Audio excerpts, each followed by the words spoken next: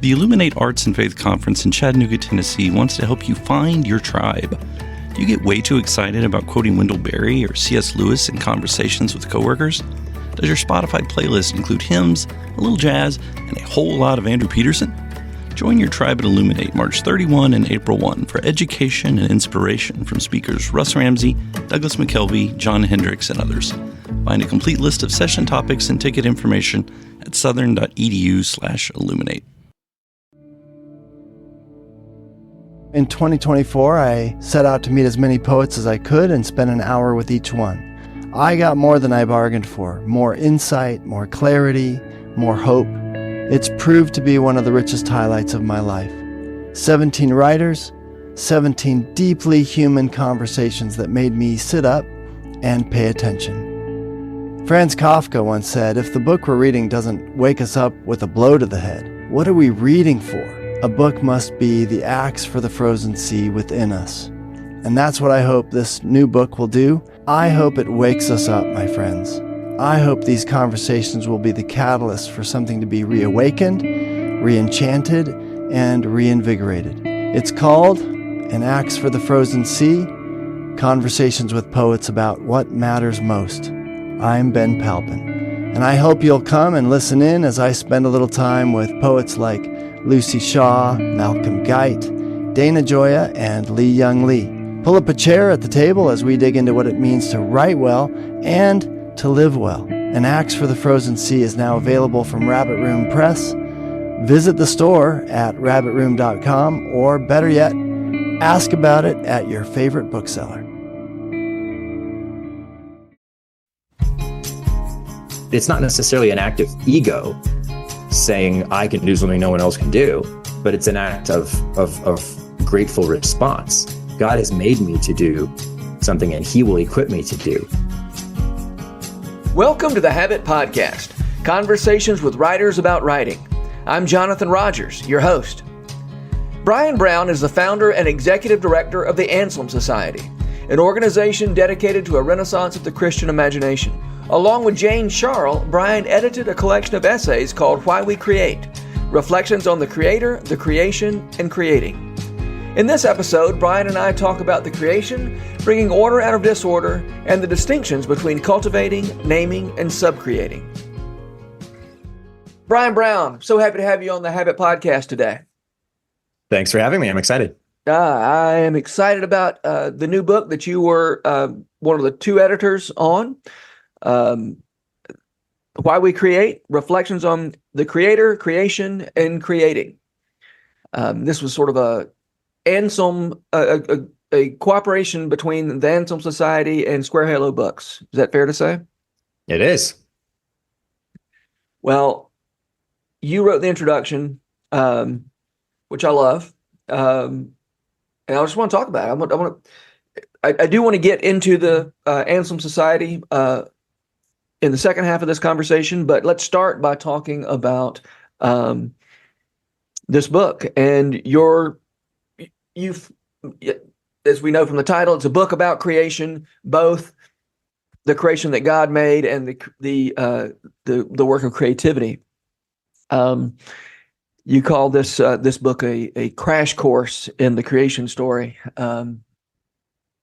12 authors that you know what, I'm gonna let you talk about it. Tell me about this book, Brian. Yeah, well, I mean, the story of it goes back 10 years. We have, here in Colorado Springs, we've run what we call our Arts Guild for almost 10 years. And as we have done the work of discipleship with artists, and I use that term very broadly, writers, singers, songwriters, painters, dancers, everything, there was a big disconnect that we were noticing between their level of proficiency with their art, and on the one hand, and their level of proficiency with their faith on the other. And they were asking us for more resources with regard to Christian creativity.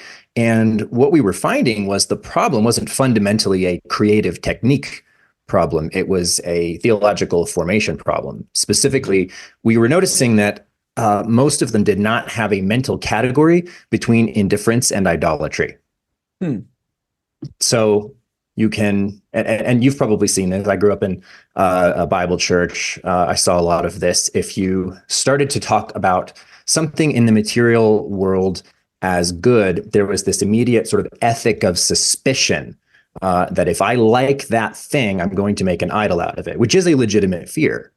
But a lot of these artists had come from backgrounds where that fear had grown to define the group's entire theology. So that if you were, say, a novelist, your pastor had no explanation for you for why your vocation mattered in the kingdom of God.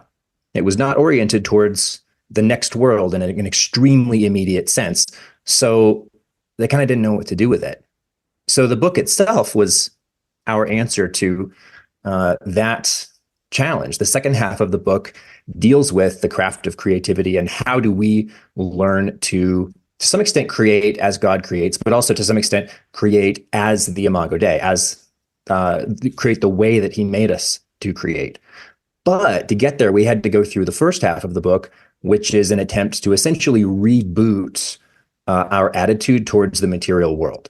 How can we look at what God has made in a way that is between indifference and idolatry, that does not worship the thing for its own sake, but looks at good things that God has made, calls them good the way that God does, and learns to see the world as what it is, which is something that bears his fingerprint, something that is designed to show us him and to equip us partially to show him to not just other humans, but literally the cosmos. Yeah. Capon says God was the original materialist. that matter, God thinks matter is good. This book is made up of 12 essays by 12 different writers around different, all of whom have some relationship to the Anselm Society. Is that fair to say? Mm-hmm. Yeah, we had kind of an embarrassment of riches on that front. We knew we wanted this book to exist. Theoretically, we had several people on our team who could have taken a crack at writing it, but the Anselm Society started as a lecture series. Mm-hmm. It started with us bringing in wise minds from around the world. Initially, it was supposed to be the life of the mind more broadly, but everybody we brought in wanted to talk about the arts. We brought in theologians, and they wanted to talk about Dostoevsky. Yeah. So that was just God guiding us. And so since we knew all of these people, I literally emailed a dozen people and said, "Hey, we have this idea for this book. Here's why we think it's important. Would you be willing to write one chapter?" And we specifically asked them to write the one chapter on their superpower to some extent, something that we knew they were really good at. And in many cases, something they'd written a book on, because this was part of the problem. It wasn't that there were no resources on sacramental ontology. It wasn't that there were no resources on how do we look at the world in the way that God looks at the world, but they were typically lengthy, heady. You had to read 20 of them to kind of wrap your head around it even a little bit. And so in many cases, we were able to go to the authors of those books and say, "Hey, can you write a one chapter synopsis of the core argument? Hans Boersma, you've written this wonderful book, Heavenly Participation. Yeah. Can you, in one chapter, give us the key argument that you make early in that book so that we can then hand that to an artist? They can read it in one sitting. It can completely reshape the way they look at material reality. And then on the one hand, they can move on into other topics in our book, but on the other hand, they're then inspired to go read the full argument you make in your book." Yeah. So you assigned these topics. You didn't just say, write about, we'd love to have an essay from you. Yeah, this is not your traditional, we made this book knowing that it wasn't going to be a bestseller because it's technically a collection of essays and they're never bestsellers. Yeah. But we had thoroughly outlined the book. I was able to send a Word document around to all the authors saying, "Okay, you're chapter 3. But by then, you can look at the previous chapters and see perhaps chapter 2 is going to have covered this topic or made this argument, covered these 3 key topics. Chapter 9 later is going to handle this topic." Yeah. Matthew Clark in his chapter on subcreation did a particularly good job kind of dialoguing with what he knew would be covered in before him and after him. Uh-huh. And then we did, Anita Palmer, our editor, did an amazing job, our kind of pulling the last pieces together after Jane and I were finishing with it, making sure that the pieces really dialogued with each other beautifully. Yeah. I didn't even mention your one editor, Jane, help me, Jane's last name is? Jane Clark Charles. Jane is a world-class poet, but she's also just incredibly talented with all things writing. So the collaboration was great. I was able to do the front end work on, all right, what do we want out of this? What's the structure? Work with Jane on who we wanted to write the pieces. Jane did the heavy lifting, dialoguing initially with the authors on the pieces, making it feel like one book. And then, our other editors then did the finishing touches, just as editors do with every great book. Yeah, right. Well, Brian, I want to talk about your introduction, that sets this whole thing up. Specifically, where I want to start is a claim you make that most Christian people in the United States, anyway, think of the story as a 2-chapter story, and you're offering a 4-chapter story. Can you tell me what the 2-chapter story is and what's the 4-chapter story? I say you're offering a 4-chapter story. Your point is the story's been a 4-chapter story all along. Right, and I make no claim that this argument is original to me, but I hope not. It's you're right. But if one thing I say sometimes as kind of a throwaway joke, but it's true. To a large extent, America was settled by the heretics. The story of our founding is the story of a search for religious freedom, but usually the people searching for religious freedom were the religious minorities, and yes, the heretics crept in, and so there's a lot of influence of not so much the Reformation as the spin-off of the spin-off of the spin-off of the spin-off of the Reformation that flavors even denominations in America that go back to the Reformation or beyond. And one specific way that our story has been influenced by that, especially over the past couple hundred years in the wake of the Second Great Awakening, is that there's an intense focus on conversion. There's an intense focus on praying that sinner's prayer and getting into heaven. And there's that, everybody's got sort of that stereotype of the street corner preacher screaming about hell and damnation, and to the point where if you watch any TV show in America that has a religious fanatic, they all talk like that street corner preacher, even if they're not Christian religious fanatics. It's so ubiquitous in our imagination. But in that story, the story is 2 chapters. It's a story of sin and redemption. You suck, and you can be saved from the consequences of that. It's funny that it's so ubiquitous, because if you handed a complete stranger who's never heard of Christianity the Bible, said, this is the holy writ of a religion, skim it over and tell me what the story is, they would notice that the first thing that happens in that story is not sin. It's not the premise of the story. The premise of the story is creation. It's God making this thing. Why does God make this thing? Why does God make the material world? Why does he make these people to care for it? Why does he invest them with such significance? Why does he let them name all the stuff he's made? That's weird. And that creation story is then, this is the hero's journey story. And this is why the hero's journey story motif is so kind of ingrained in our minds. It's literally the story of the human race. You have the setting, the good thing. You have the fall, the incitement to action. You have all the terrible things that happen from that. The way that God progressively reveals himself to his people and prepares them for the revelation and the incarnation. And then you have, the salvation bit, the justification bit, the sacrifice and resurrection of Christ. And then what's the end of the story? That's not the end of the story. And the end of the story isn't disembodied souls on clouds playing harps either. Because the story begins in something good that God has created, it also ends in something better that God has completed. It's not a story of evacuation. So if the problem we ran into with our artists was they'd never really been taught, most of them, what they were created for. And if you don't know what you're created for, how on earth can you understand what you're redeemed for? On the flip side, if you understand what you're created for and you understand where the story is going, you understand that the things that I do here and now are an invitation by God to participate in his work of restoring and consummating all things, then the things that you create actually do, in some mysterious way, have eternal significance. It's not all going to burn. Mm-hmm. And that seems to me matters very much. Yeah. Yeah. Mako Fujimura talks about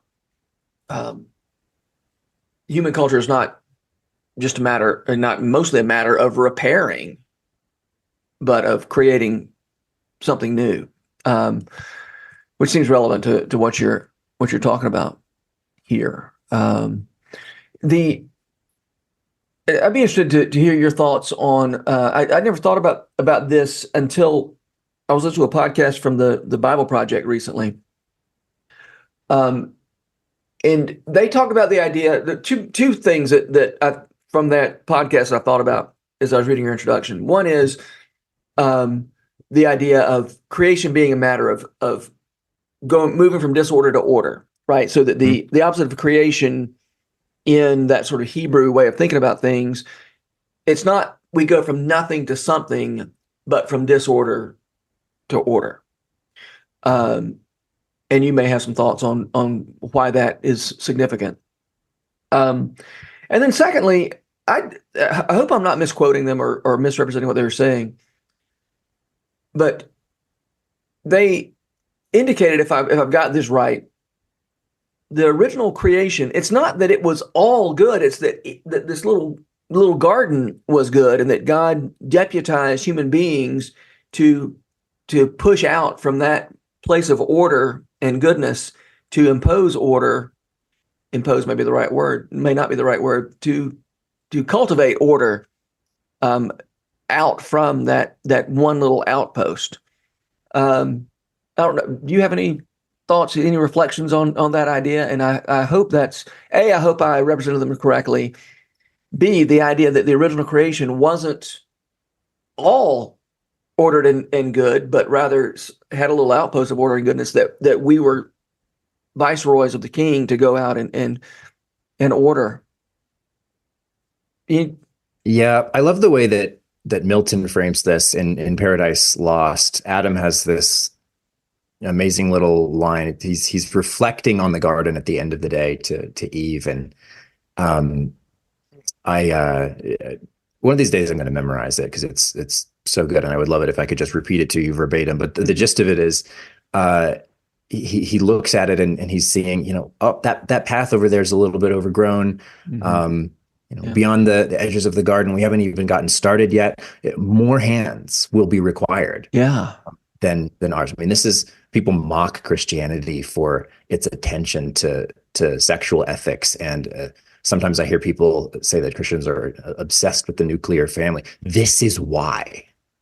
The notion of being fruitful and multiplying and filling the earth is about fulfilling that quest. Yeah. To participate with God in making all of earth function after the pattern of heaven. Yeah. Which is bonkers. It is. Isn't it? There are notions in Jewish tradition that this is what set Lucifer off. This is just a tradition. This isn't written down. This isn't Holy Writ or anything. But I kind of like it. This notion that what really made him irritated was that God had made material beings stuff from his perspective, right? In the same way that we view a rock or a piece of bread as stuff. Mm-hmm. God made stuff that could create spiritual life, that could create other life of spiritual significance, and was being invited into not only partnership, but oneness with God. Yeah. Yeah. You distinguish the work under three headings: cultivate, name, subcreate. Could you kind of walk me through what are those three subheadings? Yeah. And we tee that up a little bit by talking about gratitude and memory, which are related. Christians ought to create out of an ethic of gratitude. We have been given something. We are supposed to act out our gratitude by stewarding that thing, by doing with that thing what it was made for. And similarly, Christians ought to be better than anyone else at the art of memory. There's a reason that Scripture uses the term remember so many times. And I understand it doesn't just mean recall to mind, but it doesn't mean less than call to mind. Yeah. And if the church isn't, a friend of mine recently said that if the church isn't actively teaching something, we will absorb the popular culture doctrine on the subject. And I think that's true with our attitude towards the past. Both in the sense of a sense of dismissiveness, they're not as enlightened as we are, which is the cultural attitude these days, but also in the sense that, if you had asked me to give you a church history survey 20 years ago, it would have gone something like the Book of Acts, Martin Luther, and me. Yeah. Quite a bit skipped in there in terms of the history of God's people and God's work in among his people. So having kind of laid that groundwork, all right, that God has created something good, that God has created, and we haven't talked about this, but something where we're put in a material world, and that material world is actually the only place we are given to meet God. Mm-hmm. We meet God through God who is spirit through the material world. Whoa.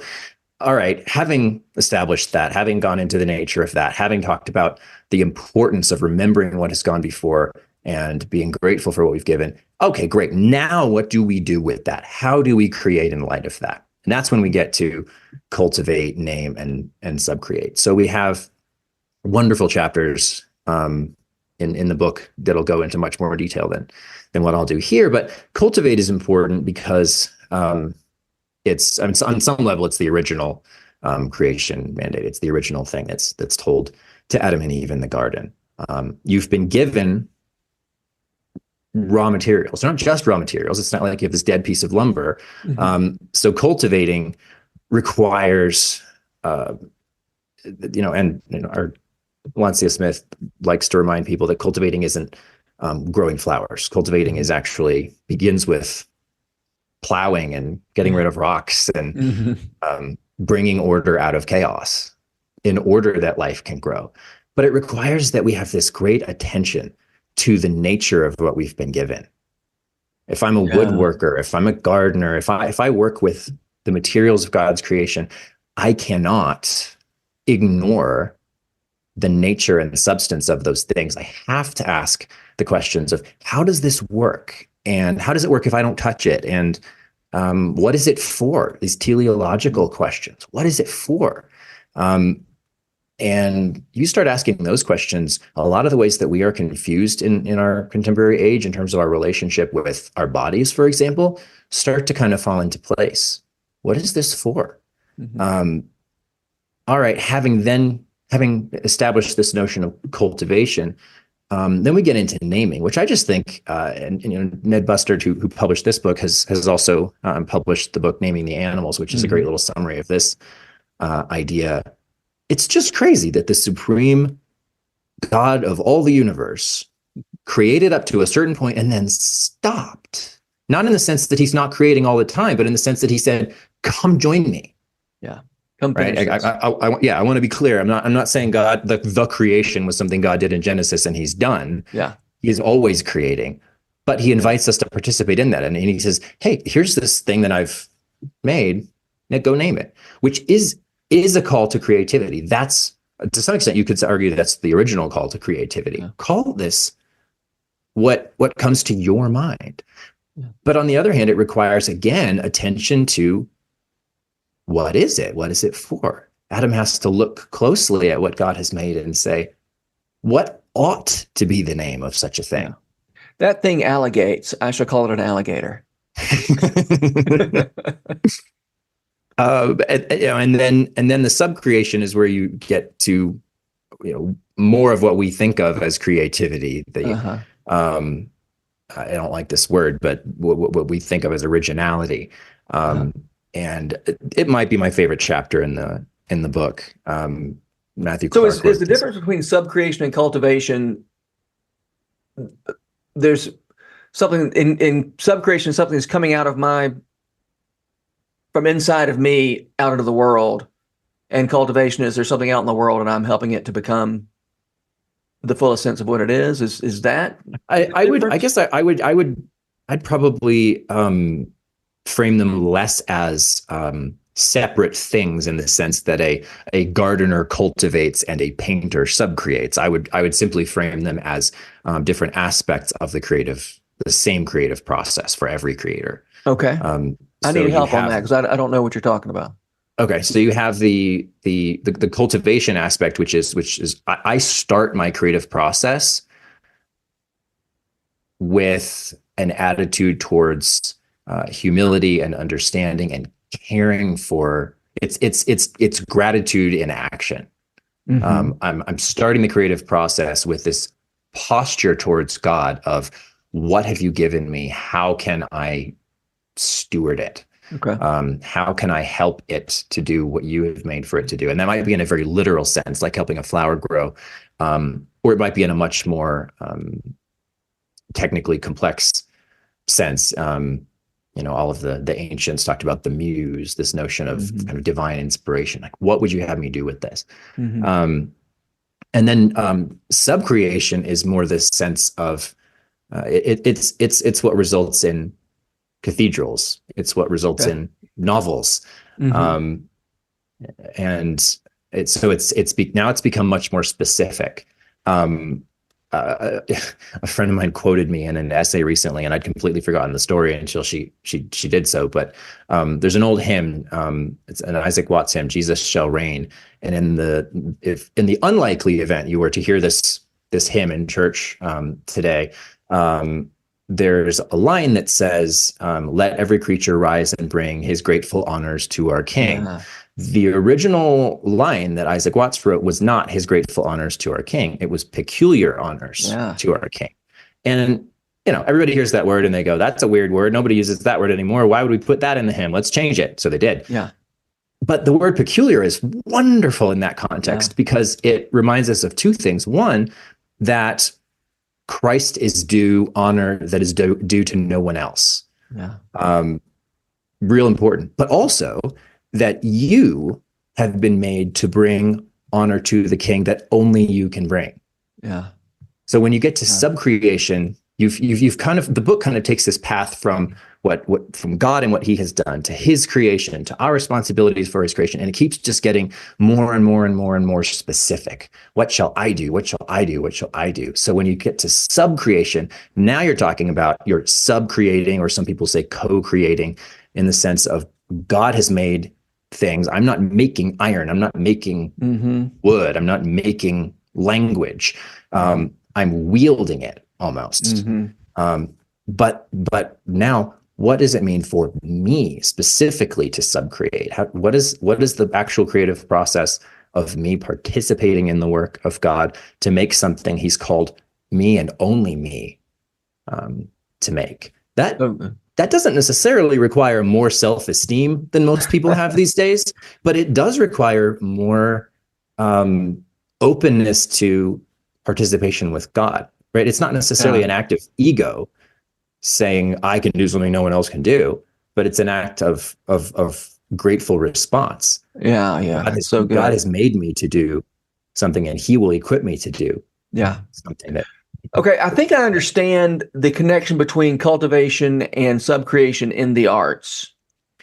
Help me understand the aspect of subcreation that, say, a gardener does. I understand. So I understand how gardeners cultivate.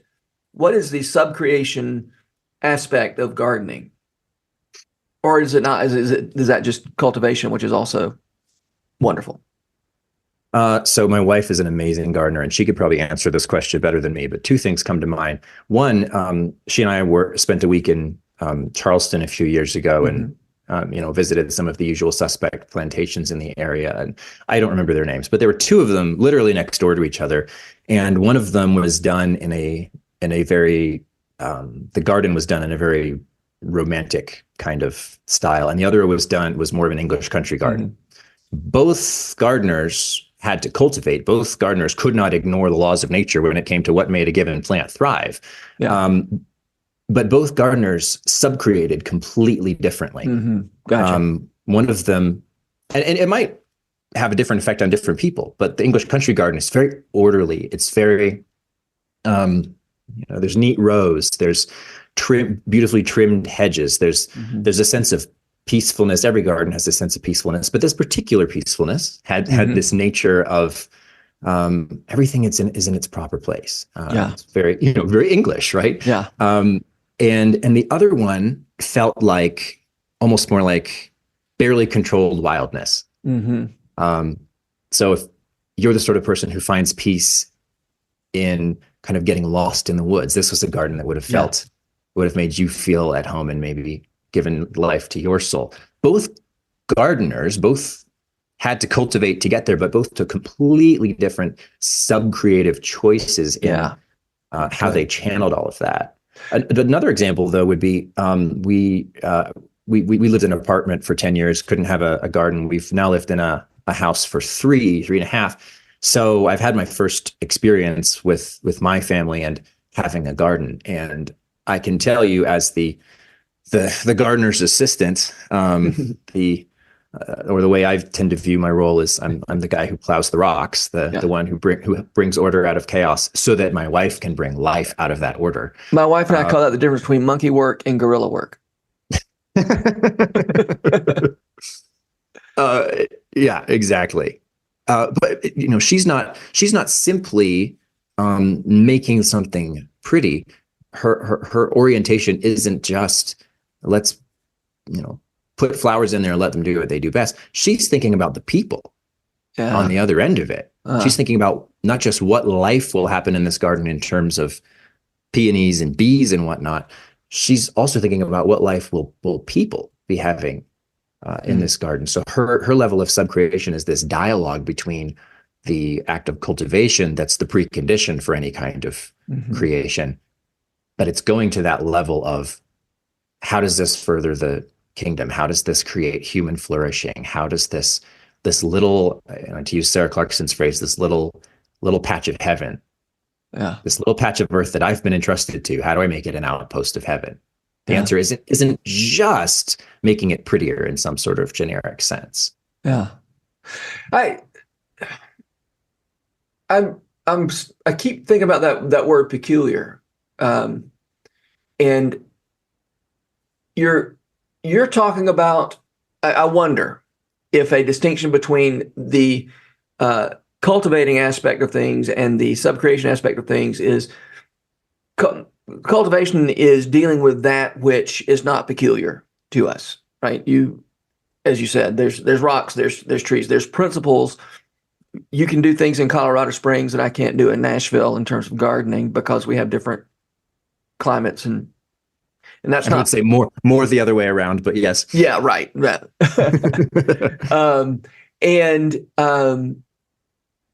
then those things your wife is doing in the garden after you've gotten all the rocks out, those are peculiar. Those are things that she can do that her neighbor next door is not doing. Yeah, I think so. The cultivation is the precondition. It's part of the answer to the question, what is the human race called to do in response to the fact that it is created in the image of God? And then subcreation becomes the answer or part of the answer to the question, what shall I do in response to the fact that I'm created in the image of God? Yeah, that's so good. All right, before we run out of time, I want to hear a little more about what's going on at the Anselm Society. Your mission is about the renaissance of the Christian imagination. I think everything we've been talking about here has been about the renaissance, the rebirth of the Christian imagination. Tell tell me some more about what y'all are doing specifically to help with this renaissance. Yeah, well, a lot of your listeners will be familiar with, of course, Rabbit Room and a number of other groups in the what I would call the Christian imagination space. I would say probably one of the subspaces we occupy in that movement is that we bring the art and literature nerds and the theology nerds together. We're just as interested in the craft of orthodoxy than we are as we are in the craft of making art. So with regard to this relationship with the material world, a lot of our programming zeroes in there. We want to help people enjoy the Christian imagination. We want to help them understand it, and we want to help them embody it. So in practical terms, enjoying it means you and I have both read Robert Farrar Capon's essay, Meditation on an Onion. Everyone needs to go Google that right now, because he just does an amazing job taking this thing that God has made and saying, let's wait a minute. Don't just rush off. Don't just cut it. Yeah. Let's just pause and appreciate the beauty of this one small thing that God has made. So everything that we can do to help people stop, part of the sin of sloth is actually busyness. That's a whole separate conversation. But when we devote our lives to busyness the way that we all sort of instinctively do in our culture, we're being trained away from paying attention, from truly seeing. So the first step is just, maybe it's an onion, maybe it's a meal, maybe it's a work of literature, maybe it's a song. Let's stop. Let's enjoy this properly for what it is. So a lot of our programming, and this is honestly the gateway for a lot of people, is just a pub night. I mean, this March, we're going to get together and renting out an Irish pub, and we've put together a Celtic band, and we're going to sing Irish songs and sea shanties and stuff all night, and singing together, like humans used to do, and giving people that spine tingling experience of, oh wow, this is really cool. I wish people did this more often. Great, let's do it more often. Yeah. And then you have the understand level of the programming, and that's more oriented. That's where we move away from some simply enjoying something for its own sake and singing the songs and acting out the play and telling the stories. And we move to, how do these things point us to God, right? There are some good people out there in the apologetics space when it comes to film, when it comes to science, and excuse me. There are some good people out there in the apologetic space when it comes to film and science and all these other things, and saying these things help demonstrate that there is a God. We're more interested in, well, what kind of God? Because Christian theology is littered with claims that the world God has made is designed to point us to him, to tell us about him. There's a reason that a seed has to die in order for a flower to be grown from that. And again, somebody told me that, no credit to me for that insight, but resurrection is literally built into the fabric of creation and was from the beginning. We need to learn to pay attention to that and ask the questions of, what does it mean to see that the God? So in that case, we do lectures, we do courses. Some of it is online. We have a YouTube channel. We love just learning, seeing that thing more deeply. So that's kind of the symbolic sense of the Christian imagination, the material world. This world is symbolic. We want to be able to see God more clearly through it. And finally, the third aspect of our programming is to embody the Christian imagination. That's kind of the classic, how shall we then live question. But it's also the question of the doctrine of participation. How do we participate not only in the work of God, but in God? That was Athanasius' phrase, God became man that man might become God. And you can misinterpret that all kinds of terrible ways, but what he meant was, we are invited into the body of Christ. We are invited into not only the work of God, but God himself. He wants to be one with us. We use that language all the time. As soon as we get specific, people start getting uncomfortable, but it's there. So what does it mean to encounter God sacramentally in in his creation, not worshiping the creation in a total sense, but meeting him in it. And that is the work of cultivation and subcreation and passing on the faith through the great stories and the great gardens and the great feasts and the kind of community that people spend their whole lives looking for. Mm. Mm. Well, blessings on you. I love that y'all are doing that in Colorado Springs. How local is the work you do? I mean, pub night, that's pretty much by definition local. What's the local aspect of your work? It's 90% local. And that's intentional. We said from the beginning that, honestly, we had our second or third lecture and people were already asking, can you take this on tour? Yeah. How can can we white label this and put it in other cities? And we said from the beginning, we have no business pitching something to someone else saying this will change your community when it hasn't changed so much as a light bulb in the local church. So what we do is first and foremost, incarnational, face-to-face in real relationships and real congregations in a real community. And we want our churches to be healthier and stronger and more imaginative. And we want that to bleed out into the life of the city that we live in. And here's, the asterisk for those who don't live in Colorado. We do want that to be a visible thing. So to the extent that we can, we try to record or amplify what we're doing or the effects of what we're doing onto the internet. So you can see that in the form of, we have one podcast, Believe to See, that's just kind of hang out with us and talk about books and analyze movies and, kind of a little invitation into the life of our community. We do other podcasts from time to time that are more theological in nature. We do film everything we can, whether it's sometimes if we can just put a clip from that pub night up on YouTube, it's an encouragement to people to see that this can be done. Yeah. Do you do anything to help people in other communities do their own version of community building and that sort of thing? Yes. I've had a number of people reach out over the years and say, I want to build something like what you've built. And I always give them a laundry list. All right, here are the boxes you all have to check before I'll get too terribly involved. But the laundry list is not designed to manage my workload. It's designed to set them up for success. It's things like, if you want this to be real, you need to get one local church where the pastor is sold, where he's bought into what you're trying to do and the church is bought into what you're trying to do. You need at least a little bit of financial support. You need at least 5 people who are willing to commit some serious time over 2 or 3 years. If you don't, and you need things like a mission and a vision statement. What exactly are we trying to do here? We're not trying to save the world. We're trying to do one small concrete thing.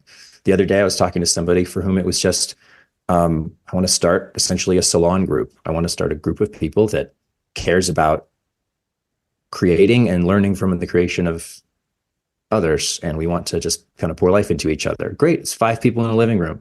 That kind of stuff we can help with all day long. More serious institutional stuff, I get them checking the boxes before we get involved. But I mean, that's already given birth to the Elliott Society in Maryland, the Claritas Arts Group in Roanoke. There are a few groups that have checked all those boxes and are doing thriving work where they are.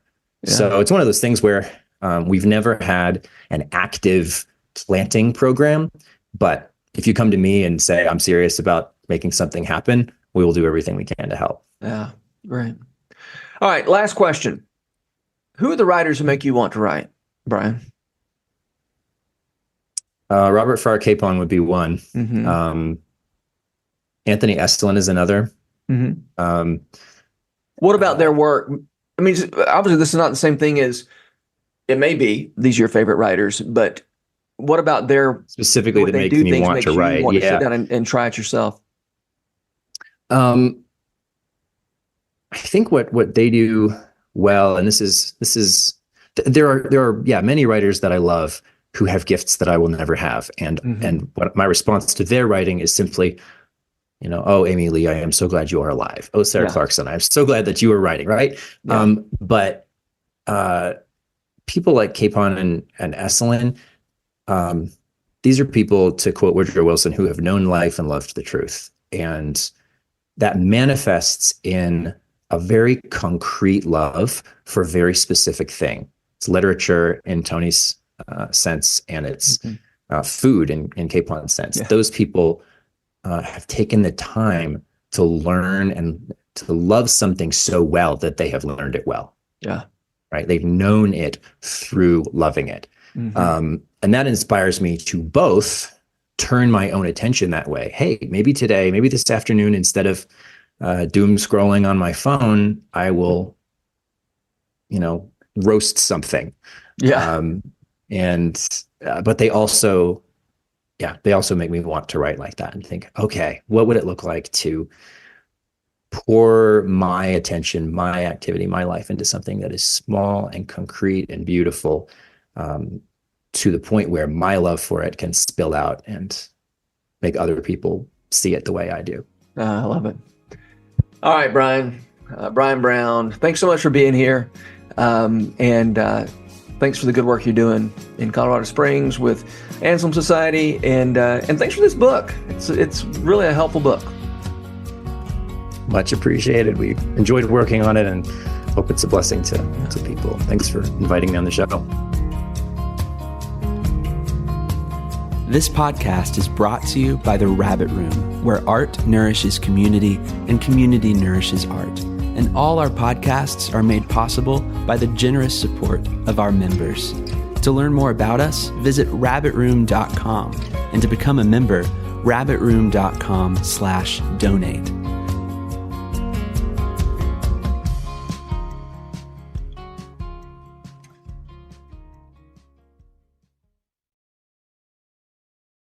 If you've enjoyed this podcast episode, consider joining the Rabbit Room membership. Your membership helps sustain this community, funding everything from publishing and podcasts and theater productions to events and programs that support artists who create with a Christ-centered vision. We'd love to have you on board. Learn more at rabbitroom.com/member.